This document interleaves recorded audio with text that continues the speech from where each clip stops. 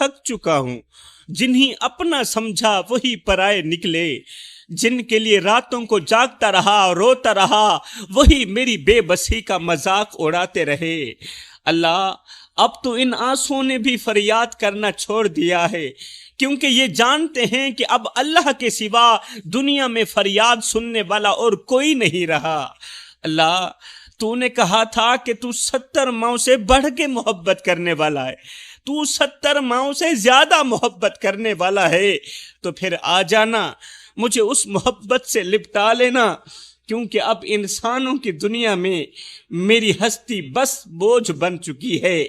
اللہ میں جس راستے پہ چلا دھوکے نے میرا استقبال کیا، جس ہاتھ کو تھامبا اسی نے مجھے کاٹا، اور جب میں چیخا، جب میں درد سے کراہیا تو لوگ بولے کمزور ہو گیا ہے تو، کمزور ہو گیا ہے، بزدل ہو گیا ہے تو، اس لیے تو رو رہا ہے۔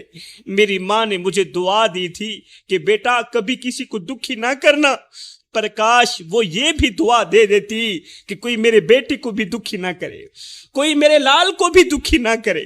میرے رسول کریم نے فرمایا تھا اللہ اس کے قریب ہوتا ہے جو ٹوٹ کر گر جاتا ہے۔ یا اللہ اس وقت میں ٹوٹ چکا ہوں، اس وقت میں بکھر چکا ہوں، اس وقت میں گر چکا ہوں، آ جانا، مجھے جوڑ لینا، ورنہ تیرے ظالم لوگ مجھے روند ڈالیں گے۔ لوگ کہتے ہیں مرد کبھی نہیں روتا، لوگ کہتے ہیں مرد کبھی نہیں روتا، مرد کبھی نہیں روتا۔ سنو، جب باپ کا کندھا نہ رہے، ماں کی گود باقی نہ رہے، بہن کی آواز سنائی نہ دے، بھائی بے وفائی کر جائیں، اور جب بیوی بیگانی ہو جائے تو اس وقت مرد کا صرف دل نہیں روتا، اس کی سانسیں بھی رو پڑتی۔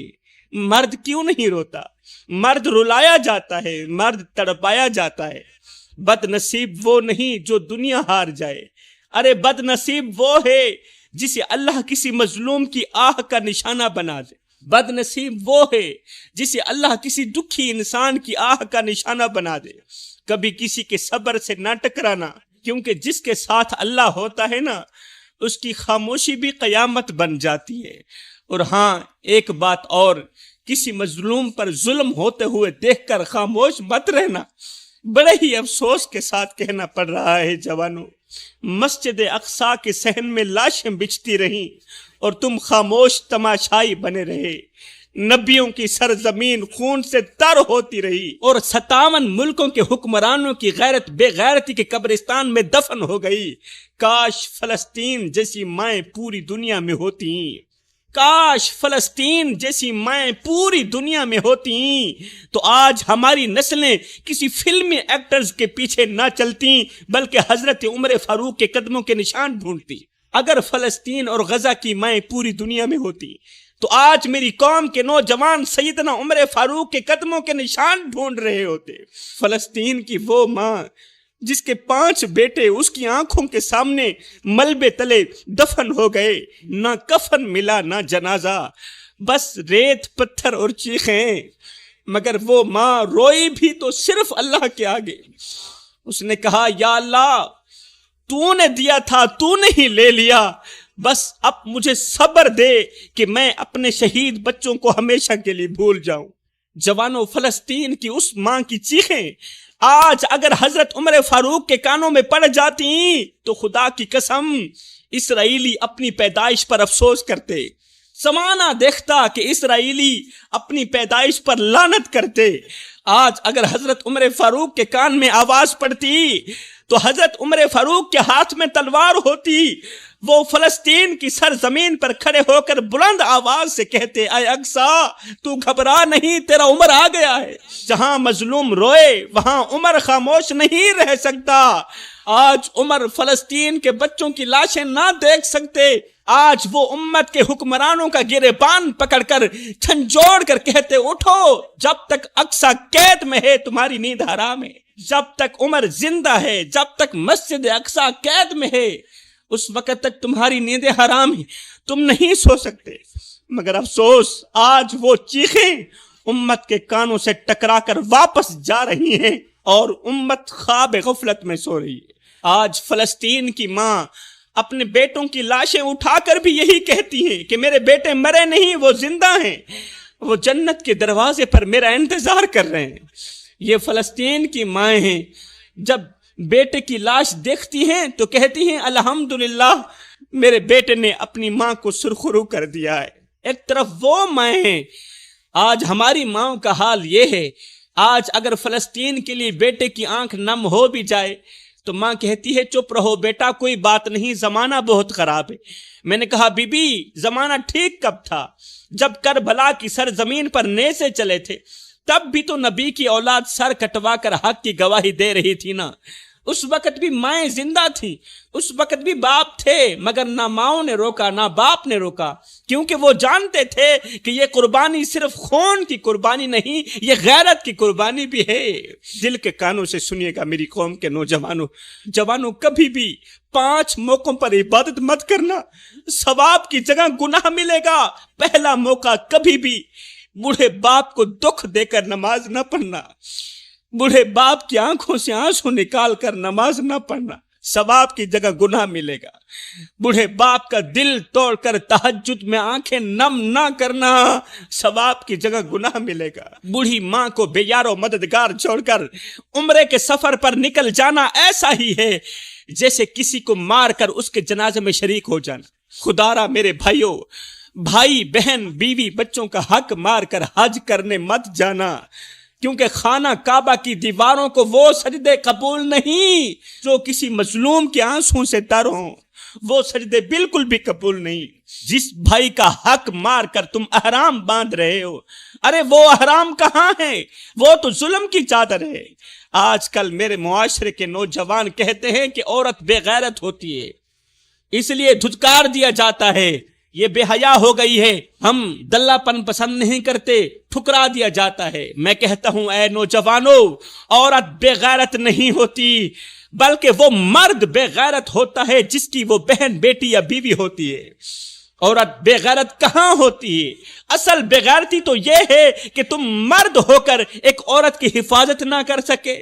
جب وہ ماں بن کر تمہاری گندگی صاف کرتی تھی تب تو وہ بے غیرت نہیں تھی، جب وہ بہن بن کر تمہارے کپڑے دھوتی تھی، تمہارے جوتے صاف کرتی تھی، تب تو وہ بے غیرت نہیں تھی، جب وہ بیوی بن کر تمہارا غصہ، تمہاری چپ، تمہارا غرور سہتی ہے، اس وقت بھی وہ تمہاری عزت ہوتی ہے۔ اور جب وہ تم سے اپنا حق مانگنے کے لیے آواز بلند کرتی ہے تو تمہیں اس کی غیرت یاد آ جاتی ہے۔ غیرت کا وزن عورت کے دوپٹے سے نہیں، مرد کے کردار سے ناپا جاتا ہے۔ اور جب عورت بگڑ رہی تھی تو اس وقت مرد کہاں مر گیا تھا؟ جس نے وقت پر عورت کا ہاتھ نہیں تھاما تھا، جس نے وقت پر عورت کو سمجھایا نہیں تھا۔ ایمان سے بتاؤ، عورت کے ہاتھ میں موبائل کس نے دیا؟ عورت نے دیا؟ نہیں، مرد نے دیا۔ عورت کو با اختیار کس نے بنایا؟ عورت نے بنایا؟ نہیں، مرد نے بنایا۔ تم نے اسے موبائل تحفے میں دیا، اور جب اس نے اسی موبائل پر ناچنا شروع کیا تو تمہاری غیرت جاگ گئی۔ تم نے ہی اسے ماڈرن بننے کا مشورہ دیا کہ ماڈرن لڑکیاں ہمیں بہت زیادہ پسند ہیں، اور جب اس نے ماڈرن کا لباس پہنا تو تم نے کہا بے غیرت ہو گئی ہو، تم نے کہا بے حیا ہو گئی۔ اور نادانو، تم نے ہی تو اسے ناچنے کا مشورہ دیا تھا، تم نے ہی تو اسے پینٹ شرٹ پہننے کا مشورہ دیا تھا، تم نے ہی تو اسے ماڈرن بننے کا مشورہ دیا تھا۔ اگر عورت چپ چاپ تمہاری بات سہتی رہے تو وہ اچھی ہے، اور اگر کسی بات کا جواب دے دے تو تم کہتے ہو عورت بے ادب ہو گئی۔ عورت جب تک برداشت کرتی ہے تب تک تم مرد کہلاتے ہو، اور جس دن وہ سوال کرتی ہے اس دن تمہاری غیرت جاگ جاتی ہے۔ دوسری طرف بڑے ہی افسوس کے ساتھ کہنا پڑ رہا ہے، آج کل کی لڑکی ماں باپ کی عزت کو مٹی میں رونج کر کسی آوارہ لڑکے کے ساتھ پکنک پہ جا رہی ہے، ہوٹلوں پہ مل رہی ہے، تنہائی کو محبت سمجھ بیٹھی ہے۔ کسی راہ چلتے آوارے نے کہہ دیا تھا کہ تم بہت کیوٹ لگتی ہو، تم بہت اچھی لگتی ہو، اسے لگا کہ وہ شہزادہ ہے، وہ تو مجھ سے محبت کرنے والا، وہ تو عشق کرنے والا ہے، اس لیے تو وہ کہتا ہے کہ تم مجھے کیوٹ لگتی ہو، تم مجھے اچھی لگتی ہو۔ ماں باپ کی عزت کی دھچیاں اڑا کر اس آوارے کے پیچھے بھاگ نکلی۔ 6-7 دن تو بڑے پیار سے گزرے، 8ویں دن فلمی محبت کے بعد 9ویں دن اس اجنبی کا لہجہ بدلنے لگا، 10ویں دن آواز بھی سخت ہو گئی، اور 11ویں دن پتہ چلا کہ وہ آوارہ لڑکا اسے طلاق دے کر کسی اور لڑکی کے پیچھے بھاگ نکلا ہے۔ میری بہن، تجھے کس نے کہا تھا کہ ایک اجنبی تیرے لیے سب کچھ ہو سکتا ہے؟ تجھے کس نے کہا تھا کہ گھر سے بھاگنا عزت ہے؟ آج تو کس منہ سے واپس جائے گی؟ جس باپ نے اپنی جوانی تجھے پالتے ہوئے گزاری، جس ماں نے اپنی چادر میں تجھے چھپایا، آج تو ان ماں باپ کی عزت کو بازار میں لے گئی، انہی معاشرے میں کسی کو منہ دکھانے کے قابل نہ رکھا، اور آج جب وہ آوارہ لڑکا تجھے چھوڑ گیا، آج تو واپس اپنے ماں باپ کے گھر جا رہی ہے۔ ایمان سے بتا، آج بوڑھے ماں باپ کو منہ دکھاتے ہوئے تیری غیرت تجھے جینے دے گی؟ ہرگز نہیں جینے دے گی۔ تو گھر چھوڑ کر بھاگ گئی، مگر تو یہ بھول گئی کہ ماں باپ کا دروازہ بند ہو جائے تو دنیا کی ہر راہ تنگ ہو جاتی ہے۔ عزت والی بیٹیاں باپ کی پگڑی کو روند کر غیر کے پیچھے نہیں بھاگتی۔ وہ لڑکا جو دن میں تمہارے ساتھ محبت کرتا ہے، رات کو تمہاری تصویروں کو غیر محرم مردوں کو دکھاتا ہے، اپنے دوستوں کو دکھاتا ہے، وہ تم سے محبت نہیں کرتا، وہ تمہاری معصومیت کو بیچتا ہے۔ عزت والا دوپٹہ کسی مہنگے برانڈ سے نہیں ملتا، یہ تو ماں باپ کے سائے سے ملتا ہے، اور جو بیٹیاں اس دوپٹے کو سنبھال لیتی ہیں، رب ان کے قدموں تلے جنت بچھا دیتا ہے۔ حضرت سیدنا علی المرتضیٰ شیر خدا کرم اللہ وجہہ الکریم فرماتے ہیں ساری دنیا خوش رہتی ہے مگر یہ 3 لوگ بڑے ہی پریشان رہتے ہیں۔ آخری بات میرا بیان ختم ہوا۔ حضرت علی فرماتے ہیں ساری دنیا خوش رہتی ہے مگر یہ 3 لوگ بڑے ہی پریشان رہتے ہیں۔ پوچھا گیا حضرت وہ 3 لوگ کون سے ہیں؟ فرمایا پہلا مددگار جو کسی کا درد دیکھ کر چپ نہیں رہ سکتا، اپنے منہ سے نوالے نکال کر دوسروں کے منہ میں ڈالتا ہے، اپنی رگوں سے خون نکالتا ہے دوسروں کی رگوں میں ڈالتا ہے، مگر جب اس بیچارے پر برا وقت آتا ہے تو لوگ اس پر دیکھنا بھی گوارا نہیں کرتے، اس لیے یہ ہر وقت پریشان رہتا ہے۔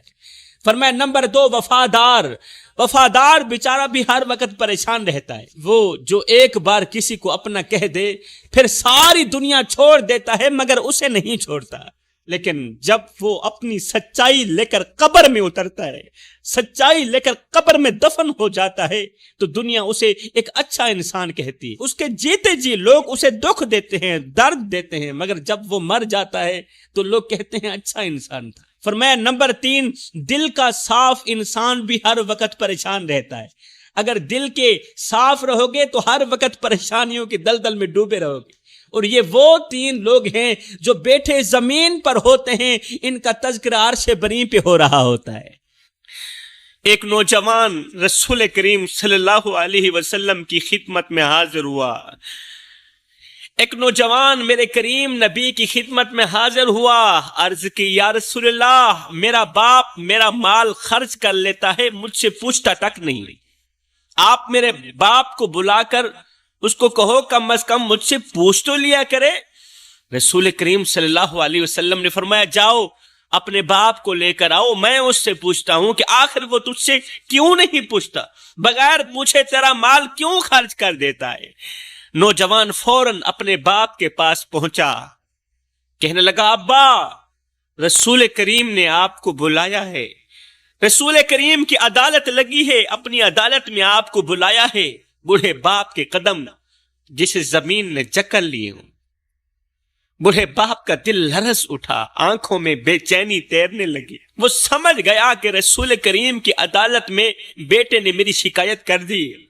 لرزتے ہاتھوں سے سوٹی سنبھالتے ہوئے کامتے قدموں کے ساتھ رسول کریم صلی اللہ علیہ وسلم کی پاک بارگاہ میں اپنے قدم بڑھائے۔ یہ بوڑھا شخص رسول کریم صلی اللہ علیہ وسلم کی پاک بارگاہ کی طرف اپنے قدم بڑھا ہی رہا تھا، ابھی راستے میں ہی تھا کہ ادھر سے حضرت جبریل علیہ السلام رسول کریم صلی اللہ علیہ وسلم کی خدمت میں حاضر ہوئے اور عرض کی یا رسول اللہ، اللہ فرما رہا ہے کہ اس نوجوان کے باپ سے کہو جو ابھی راستے میں ہے، آپ تک پہنچا نہیں ہے، جب وہ آپ کے پاس پہنچ آئے تو اسے کہنا کہ اے بندے جو اشعار تو نے راستے میں اپنے دل ہی دل میں پڑے ہیں نا، پہلے وہ اشعار سناؤ۔ اس نوجوان کے باپ کو کہنا اے اللہ کے نیک بندے، راستے میں آتے ہوئے تو نے جو دکھ بھرے اشعار اپنے دل میں پڑھے ہیں نا، وہ اشعار ہمیں سناؤ۔ اب جبریل علیہ السلام واپس چلے گئے۔ وہ بوڑھا شخص اپنے بیٹے کے ساتھ جیسے ہی رسول کریم صلی اللہ علیہ وسلم کی خدمت میں حاضر ہوا تو آقا کریم نے شفقت بھری نظر اس بوڑھے پر ڈالی اور فرمایا، اے اللہ کے بندے، تیرا فیصلہ بعد میں کریں گے، پہلے جو اشعار تو نے اپنے دل میں آتے ہوئے پڑھے تھے نا، دل میں کہے نا، وہ اشعار ہمیں سناؤ۔ یہ سن کر بوڑھے باپ کی آنکھوں میں آنسو بھر آئے، اس کی آواز کانپنے لگی، آنکھیں برس رہی تھی، دل زخموں سے چور چور تھا۔ باپ نے روتے ہوئے رسول کریم صلی اللہ علیہ وسلم کو وہ دکھ بھرے اشعار سنائے۔ وہ اشعار عربی زبان میں تھے، ان کا ترجمہ کچھ یوں تھا۔ باپ نے کہا، اے میرے بیٹے، جب تو پیدا ہوا تھا میں نے اپنی ذات کے لیے جینا چھوڑ دیا، میری نیند، میری بھوک، میری خوشیاں، سب کچھ تیرے لیے تھا، میری خوشی بھی تیرے لیے تھی، میری نیند بھی تیرے لیے تھی۔ میں دن میں محنت کرتا، رات کو تجھے تھام کر سوتا تھا، پورا دن کڑکتی دھوپ میں تتی ریت کے اوپر کمزور سے کندھے پر بوریاں لاد لاد کے دن رات ایک کر کے محنت مزدوری کرتا کہ مجھے کچھ ملے نہ ملے، میرے بیٹے کو روٹی کا ٹکڑا مل جائے۔ میں پورا دن محنت کرتا، رات کو تجھے تھام کر سوتا، تجھے گلے لگا کر سوتا۔ جب میں تجھے گلے لگاتا تھا تو میری ساری تھکاوٹ دور ہو جاتی تھی۔ بیٹا، تیری ہلکی سی آہٹ پر میں جاگ جاتا تھا۔ جب تجھے بخار آتا تھا نا تو میں پوری پوری رات تیرے سرہانے بیٹھا رہتا تھا۔ جب تو کروٹ بدلتا تھا تو میں اللہ تعالی سے ڈھیروں دعائیں کرتا تھا کہ اللہ کہیں میرے بیٹے کو کچھ ہو نہ جائے۔ بیٹا، تو گود میں تھا، میں اس وقت بھی تیرے لیے پریشان تھا، اور میں آج بھی تیرے لیے پریشان ہوں، میں آج بھی تیرے لیے فکر میں ہوں۔ بیٹا، جب تجھے بخار آتا نا تو میں رات بھر تیرے سرہانے بیٹھا رہتا تھا، تیرے ماتھے پر ہاتھ رکھتا ہوا تیری سانسیں گنتا رہتا تھا اور اللہ سے دعائیں کرتا رہتا تھا کہ یہ بیماری مجھے لگ جائے، میرے بیٹے کو کچھ نہ ہو، اللہ یہ بیماری مجھے لگا دے۔ بیٹا، میں تیرے دکھوں کو اپنے دکھ سمجھتا رہا، میں تیری بیماری کو اپنی بیماری سمجھتا رہا، اللہ سے دعائیں کرتا تھا، اللہ یہ بیماری مجھے لگا دے، میرے بیٹے کو آزاد کر دے اس بیماری سے۔ بیٹا، میں اپنی نیندیں تجھ پر قربان کرتا رہا، مگر آج تو کہتا ہے کہ میں تیرے مال کو کیوں خرچ کرتا ہوں؟ بیٹا، تیرے رونے پر میں روتا تھا، میں وہ باپ ہوں، تیری آہ پر میری آہ نکلتی تھی، تیری ہائے پر میری ہائے نکلتی تھی، تیری چیخ پر میرا دل لرز جاتا تھا۔ جب تو بیمار ہوتا میں دوڑ دوڑ کر کبھی ادھر کو بھاگتا کبھی ادھر کو بھاگتا تیرے لیے دوا لاتا۔ جب تو بھوکا ہوتا میں اپنے منہ سے نوالا نکال کر تیرے منہ میں ڈالتا۔ جب میں تجھے بھوکا دیکھتا تھا تو میں بیماری کے ہونے کے باوجود بھی، بیمار ہونے کے باوجود بھی، کمزور ہونے کے باوجود بھی، میں لاغر ہونے کے باوجود بھی محنت مزدوری کے لیے نکل جاتا تھا، پھر وزنی بھاری بوریاں اپنے کندھے پر لاتا تھا، صرف اس سوچ کی بنیاد پر کہ مجھے کچھ ملے نہ ملے، میرے شہزادے کو روٹی کا ٹکڑا مل جائے۔ میں نے اپنی ضرورتوں کو بھلا دیا، اپنی خواہشات قبرستان میں دفن کر دی، صرف اس لیے کہ میرا بیٹا خوش رہے۔ میں اپنے بیٹے کے چہرے پر خوشی دیکھنا چاہتا ہوں، مسکراہٹ دیکھنا چاہتا ہوں۔ بیٹا، تو بچہ تھا، میں جوان تھا، میں اپنی رگوں سے خون نکالتا رہا، تیری رگوں میں ڈالتا رہا، میں اپنی سانسیں گھٹاتا رہا، تجھے زندگی دیتا رہا، اپنے منہ سے نوالا نکالتا رہا، تجھے کھلاتا رہا، تجھ میں جوانی بھرتی گئی، مجھ سے بڑھاپا جوانی چھنتا گیا، یہاں تک کہ آج تو طاقتور ہو گیا اور میں کمزور ہو گیا، آج تو عزت دار ہو گیا اور میں بے عزت ہو گیا۔ ہائے ہائے، دربار میں خاموشی چھائی ہوئی تھی، یہ بڑھا شخص دکھ بھرے اشعار سنا رہا تھا، دربار میں خاموشی چھا گئی، ہر آنکھ اشک بار ہو چکی تھی۔ رسول کریم صلی اللہ علیہ وسلم نے نوجوان کی طرف دیکھا. وہ نوجوان جو زمین پر نظریں گاڑے ہوئے کھڑا تھا، اس کے چہرے پر شرمندگی کے آثار تھے. بیٹے کے ہونٹ کانپ رہے تھے، آنکھیں آنسوں سے لبریز تھی. باپ نے کہا، بیٹا جب تو چھوٹا تھا میں تجھے اپنے باہوں میں لیے پھرتا تھا. آج جب میں بوڑھا ہو گیا ہوں تو میرے کندھے پر ہاتھ رکھنے کے بجائے مجھے بوجھ سمجھنے لگا ہے. میری پچھلی قربانیوں کو بھول چکا ہے. بیٹا جب تو چل نہیں سکتا تھا میں نے تجھے انگل پکڑ کر چلنا سکھایا. آج جب میں لرزتے قدموں سے چلتا ہوں، آج جب میں کمزور قدموں سے چلتا ہوں تو پیچھے مڑ کر دیکھنا بھی گوارا نہیں کرتا. بیٹا میں تیری